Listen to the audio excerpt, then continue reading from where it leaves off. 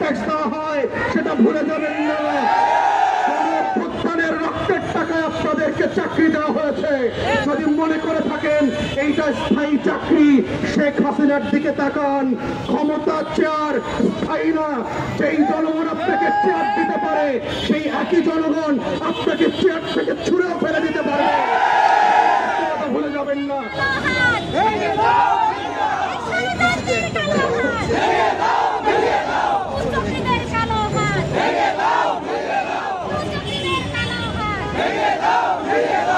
আমরা ইতিমধ্যে দেখেছি এবং কথা বলেছি, আমাদের ঠিক ডান দিকে আপনারা দেখেছেন তথ্য আপারা গত 54-55 দিন থেকে আন্দোলন করছে একটা ন্যায্য দাবি নিয়ে।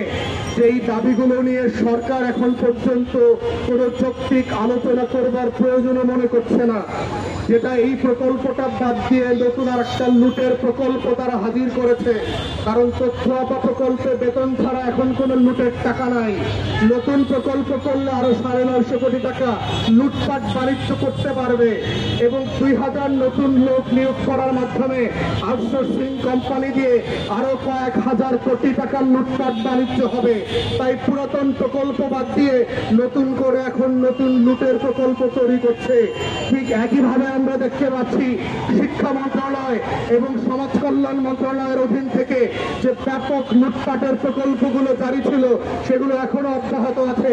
কিন্তু ন্যূনতম সেবা যেই প্রকল্পগুলোর মধ্য দিয়ে রাষ্ট্র তার প্রান্তিক জনগোষ্ঠীকে, সবচেয়ে পিছিয়ে পড়া জনগোষ্ঠীকে দিতে চাচ্ছিল, সেই প্রকল্পগুলোকে আওয়ামী ট্যাগ দিয়ে এদিক ওদিক করে গোপালগঞ্জ প্রকল্প, এই প্রকল্প সেই প্রকল্প বলে এগুলোকে হেনস্থা করা হচ্ছে এবং আন্ডারমাইন করা হচ্ছে। রাষ্ট্র যাদের মাধ্যমে সবচেয়ে বেশি ক্ষতিগ্রস্ত হয়েছে তাদেরকে আমরা বিচারের মুখোমুখি না করে প্রতিবন্ধী স্কুলগুলোকে আমরা আওয়ামী ট্যাগ দিচ্ছি, তথ্য আপাদেরকে আমরা আওয়ামী ট্যাগ দিচ্ছি।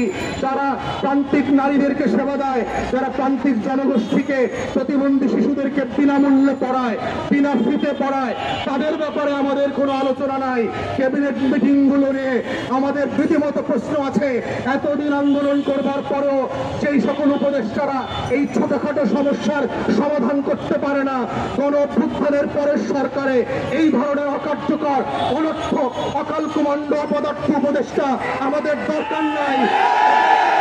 এই ধরনের উপদেষ্টা এবং কর্মকর্তাদেরকে সম্মানের সাথে এক কাপড়ে বাড়িতে পাঠান। যদি না পাঠান, এই আমলারা, আমলারা নতুন নতুন প্রকল্প করে আপনাদের এই উপদেষ্টাদেরকে দুদকের দুর্নীতি করা আগামী বছর জেলে নেওয়ার ব্যবস্থা করবে। সেই দিন কিন্তু আসতেছে। আমলাদেরকে আপনারা চেনেন নাই, তারা কিভাবে কাকে কোন ঘাটের জল খাওয়াবে এবং কোন বেলাতে খাওয়াবে সেইটা বোঝার ক্ষমতা শেখ হাসিনারও বুঝতে অনেক দেরি হয়ে গেছে। তাই সেই জায়গা থেকে আপনারা শিক্ষা নেন। আমাদের পক্ষ থেকে আমরা জোর দাবি জানাচ্ছি, প্রয়োজনে আপনারা অবিলম্বে একটা উপকমিটি করেন।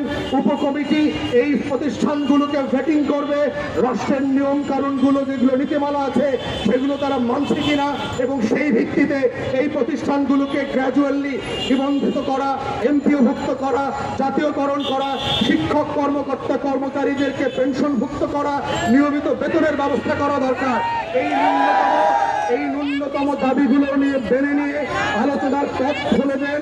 আজকের নেতৃবৃন্দকে আপনারা সচিবালয়ে ডেকে নেন, বসেন, কথা বলেন, ন্যায্যতার ভিত্তিতে নাগরিকদের সমস্যার সমাধান করেন। এটাই হচ্ছে রাষ্ট্র। রাষ্ট্র মানে এটা না এসি রুম থেকে আপনি বের হবেন না। রাষ্ট্র মানে এটা না আপনি শুধু সরকারের টাকায় বিদেশ ঘুরবেন। রাষ্ট্র মানে এটা না শুধুমাত্র অপ্রয়োজনীয় মিটিং করবেন। রাষ্ট্র মানে আপনাকে বসতে হবে, জনগণের কথা শুনতে হবে, নাগরিকদের অধিকার নিয়ে আপনাকে বসতে হবে, মিটিং করতে হবে। এটাই হচ্ছে রাষ্ট্র, এটাই হচ্ছে ন্যায্য দাবির জায়গা।